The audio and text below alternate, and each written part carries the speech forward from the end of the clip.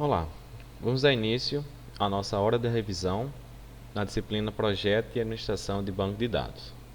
Nessa aula vamos relembrar os conceitos dos conteúdos vistos nas 4 aulas anteriores. Caso haja dúvidas em como aplicar tais conceitos de cada conteúdo, é importante rever os vídeos das aulas anteriores. Os objetivos da aula de revisão são: descrever o processo de normalização, listar e relembrar as principais funções de agregação, descrever os processos de junções em tabelas e listar os principais comandos para unir tabelas. A normalização foi o primeiro passo para entender o conceito de banco de dados. Esse é um processo de organização de dados em um banco de dados. Isso inclui criar tabelas e estabelecer relacionamento entre as tabelas de acordo com as regras projetadas para proteger os dados e tornar o banco de dados mais flexível, eliminando a redundância e a dependência inconsistente. Foram estudadas as seguintes formas normais: primeira forma, segunda forma e terceira forma normal. O primeiro passo da normalização é chamado de primeira forma normal. Uma relação estará na primeira forma normal se não houver grupo de dados repetidos, isto é, todos os valores forem únicos. Além disso, devemos separar em outras tabelas as colunas alinhadas da tabela original. Uma tabela está na segunda forma normal se ela estiver na primeira forma normal e todos os atributos não-chave forem totalmente dependentes da chave primária. Uma tabela está na terceira forma normal se ela estiver na segunda forma normal e se nenhuma coluna não-chave depender de uma outra coluna também não-chave. Na terceira forma normal, temos que eliminar aqueles campos que podem ser obtidos pela equação de outros campos na mesma tabela, ou seja, através da transitividade, e isso deve ser totalmente evitado. As funções de agregação executam um cálculo em um conjunto de valores e retornam um único valor. Com exceção de counting, as funções de agregação ignoram os valores nulos. Essas funções fazem exatamente o que o nome diz: agregam valores. Simplificando, as funções de agregação agrupam valores de acordo com alguns campos e retornam um valor baseado no conjunto de valores dos campos agregados, como uma soma ou o menor valor entre o conjunto de valores. Todas as funções de agregação são determinísticas. Isso significa que as funções de agregação retornam o mesmo valor sempre que são chamadas, com o uso de um conjunto específico de valores de entradas.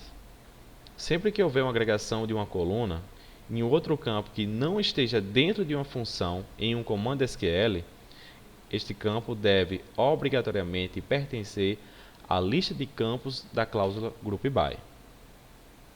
A cláusula having define condições na cláusula GroupBy, semelhante ao modo que o where interage com o select. O critério de pesquisa where é aplicado antes da execução da operação de agrupamento. O critério de pesquisa having é aplicado depois que a operação de agrupamento é executada. Então, o where é realizada a filtragem antes de um agrupamento, por isso que ele vem antes de um GroupBy. Em seguida, após o agrupamento, após a cláusula GroupBy, você pode realizar novas filtragens.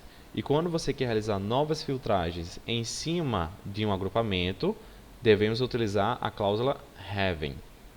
O join são operações binárias que retornam uma única relação dado duas relações. Existem dois tipos de joins, os joins internos e os joins externos. O join interno é conhecido como inner join. Uma junção interna é uma junção na qual os valores associados às colunas são comparados usando um operador de comparação, quase o igual. As junções internas podem ser especificadas na cláusula from ou até mesmo na cláusula where. Esse é o único tipo de junção que oferece esse tipo de suporte, ou seja, realizar uma junção dentro da cláusula where. As demais só podem ser feitas dentro da cláusula from. As outras junções são chamadas de junções externas, ou seja, além dos valores internos, como o inner join, você obtém novos valores, dependendo de como você está chamando, dependendo da posição da tabela. Se ela estiver do lado esquerdo dessa junção, ela irá retornar os valores da tabela 1, incluindo os valores da junção interna. Se ela estiver no lado direito, e se o comando for write in join, além de eu ter uma junção interna, eu vou ter os valores do lado direito.